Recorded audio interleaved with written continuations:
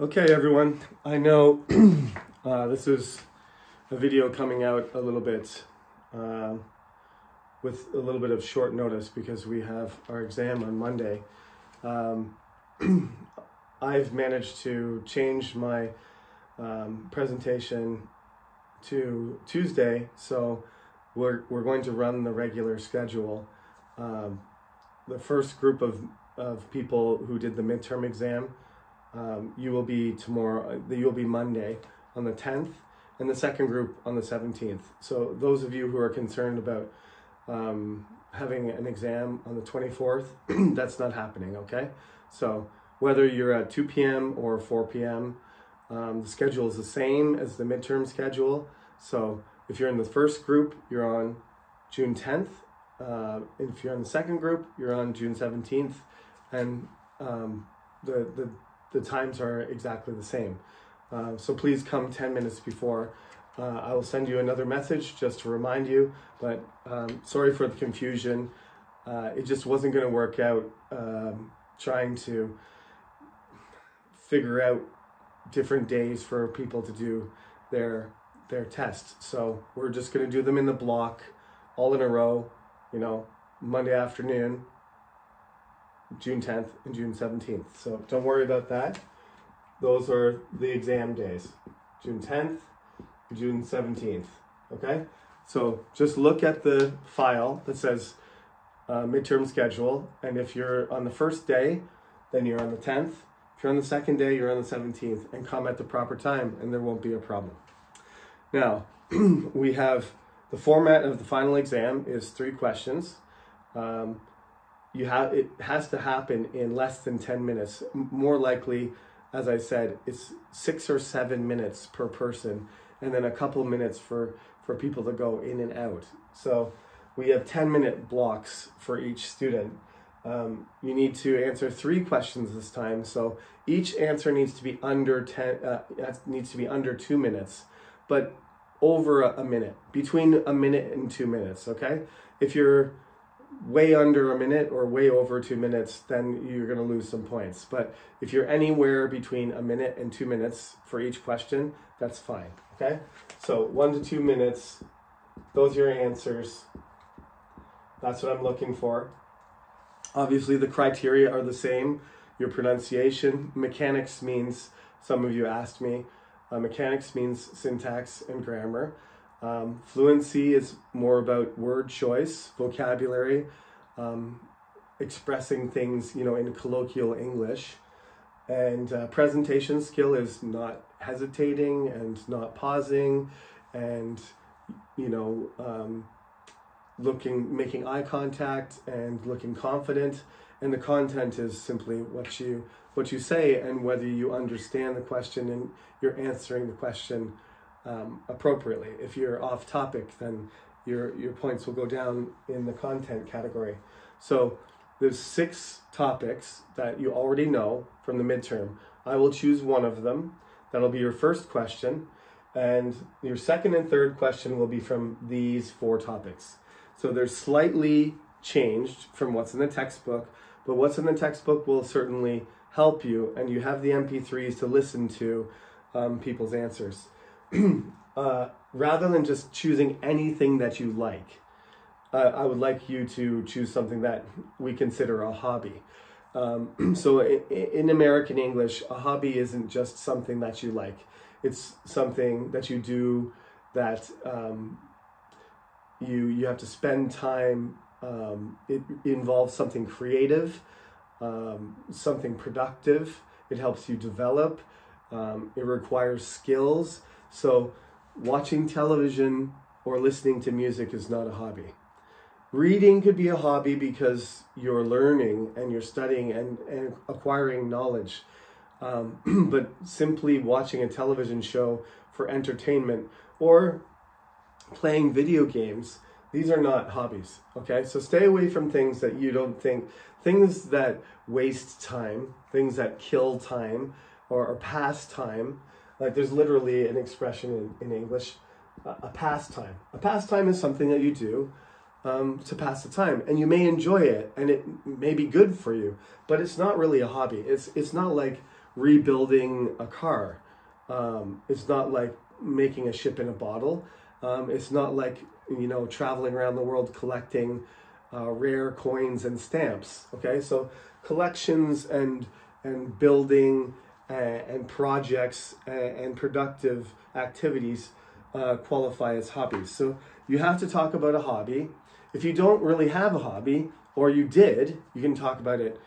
I had a hobby before, talk about that. If you have one now, go for it.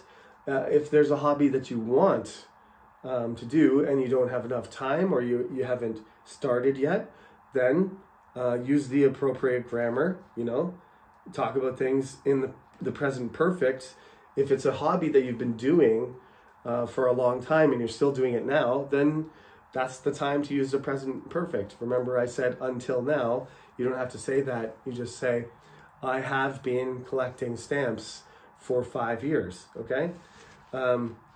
Being a fan of something, being a follower, or being a Swiftie, or being a BTS army, that's a fan. That's not a hobby. They're different things. So being a fan or a follower of a group or something like that, that's not the same. If you make clothing or design clothing, or you make crafts, like I said, or you collect books, classic books, and read them, those all qualify.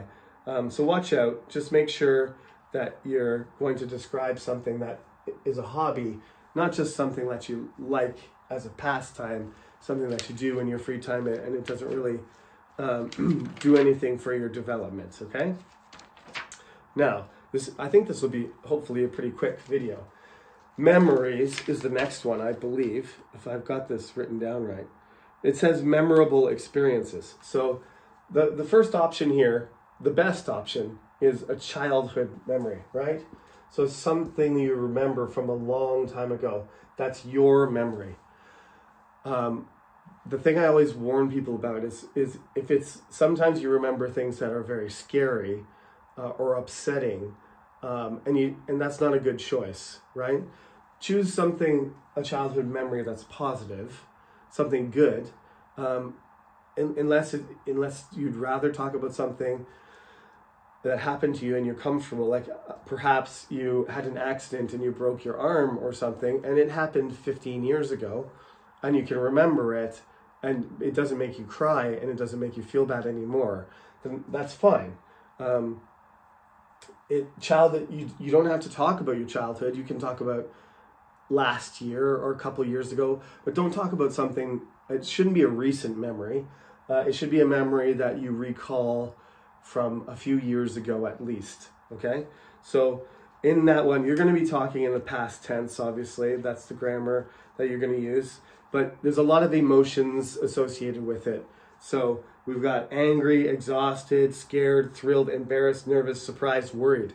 None of those are positive emotions. But nonetheless, you can talk about a child. We never got to talk about this in class, but like some of my clearest, most cherished memories are about Christmas, because I just had such anticipation for my Christmas gifts, and I just enjoyed the surprise and the moment. Like I couldn't sleep the night before. I got up really early and tried to come downstairs at 6 o'clock in the morning, and my dad sent me back to my room and said, "Don't come down until 7."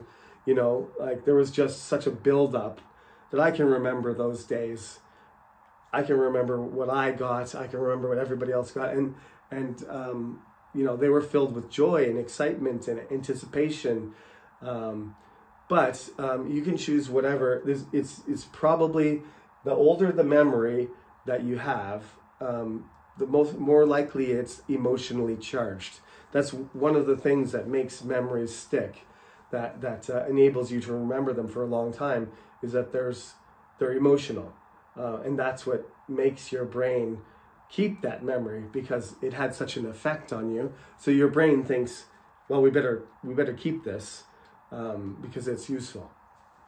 Okay, so any memory, it should be your own memory, not somebody else's. Don't borrow somebody else's story. it's actually about chocolate, chapter 9, but the topic is going to be wider than that. We're going to talk about addiction. So certainly people love chocolate. People can be obsessed or they can love with it. But there's a point where it gets beyond obsession even and love and becomes something that you can't control. So you might choose to talk about smoking. You might choose to talk about alcohol, drinking. You might talk about using your smartphone, computer games, television. People are addicted to all kinds of things. Shopping. Like we even have this expression that doesn't, it sounds like Konglish, but it's not, shopaholic. Some people end up with money problems simply because they can't control their spending habits. So I mean, a thing is a habit, right? It's a habit, or it's a desire, right? Or it's a something you are obsessed with or you love, but once you need it, and if you don't have it, you experience symptoms of withdrawal, headaches, nervousness, discomfort, and confusion, and stuff like that. You know that you're sort of losing control of your ability to manage whatever that attractive thing is. We have a lot of addictive things. It's one of the things that companies try to do. They intentionally try and get you addicted to things. We all know it's not good to be addicted to drugs, but neither is it good to be addicted to technology, or even, it's not necessarily good to be addicted to going to the gym. Like, if you go to the gym too often, you're going to get injured. So doing something so much and feeling like you have to do it and you can't stop means that you're becoming an addict. And you can talk about any example you want, and it doesn't have to be yourself. It can be about somebody else. The chapter, I suggest you read the chapter about charity. There's lots of examples. Obviously, charity means to share things. Sharing things means sharing your time. If you don't have a lot of money, then you can do things. Maybe you have talent, you can entertain people. You can use your physical strength. If you're good at cooking, or, if you have a lot of money, then you can donate money. But I think the best thing to do is actually, giving money is one thing to somebody in another country, but to show people that you care and to do something for them and for them to see that you're doing it is ideal, right? So volunteering, especially when you're in university, when you're in your 20s, you have a lot of energy and you have a lot of time. I know you probably don't think so, but relative to older people, you have a lot of time and you're grown up and you have skills and you have time and energy. And the best thing you can do, charity-wise, is to give your time and your energy to somebody else. And when they see that, whether they're an older person or a younger person, or it's an animal, a dog or a cat or something that's in need of help, that's a huge way that you can contribute to society and making improving,